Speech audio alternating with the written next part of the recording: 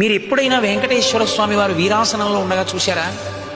వీరాసనం అంటే ఎడంకాలు కింద పెట్టి కుడికాలు పైకెత్తి ఎడమ తొడ మీద వేసుకుని కూర్చుంటే ఈ కాలు కొద్దిగా ఇలా పైకెత్తి ఉంటే ఈ కాలు యొక్క అడుగు భాగము కనపడుతుంది. ఈ ఎడంకాలు కుడికాలు మీద వేయడం వల్ల, కుడి తొడ మీద వేయడం వల్ల ఎడంకాలు అరికాలంతా కనపడుతుంది. అలా కూర్చున్న వెంకటేశ్వరుణ్ణి మీరు ఎప్పుడైనా ఎక్కడైనా చూశారా? ఒకవేళ అలా చూసిన వాళ్ళు ఎవరైనా ఉంటే సభలో ఒక్కసారి ఎక్కడ చూశారో నాకు సభలో లేచి నిలబడి చెప్పండి. ఎవరైనా ఒక్కరైనా అలా చూసిన వాళ్ళు ఉంటే తిరుమలలోనే అవుతుంది ఆ దర్శనం. అది అసలు పాదదర్శనం అంటే. మీరు ఈ మాట వెళ్ళినప్పుడు బాగా జాగ్రత్తగా చూడండి. ఒక్క తిరుమలలోనే మీరు చూస్తారు.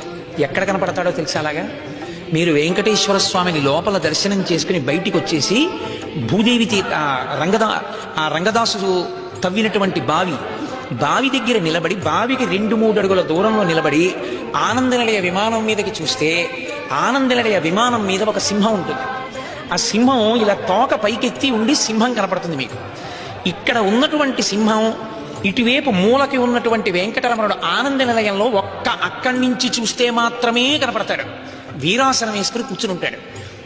మీరు అక్కడి నుంచి చూస్తే సింహం మీదకి వచ్చేస్తుంది మూర్తి సింహం మీదకి వచ్చి ఆయన సింహవాహనం మీద కూర్చుని ఈ కాలెత్తి ఈ తొడ మీద వేసుకుని మీకు కనపడతాడు.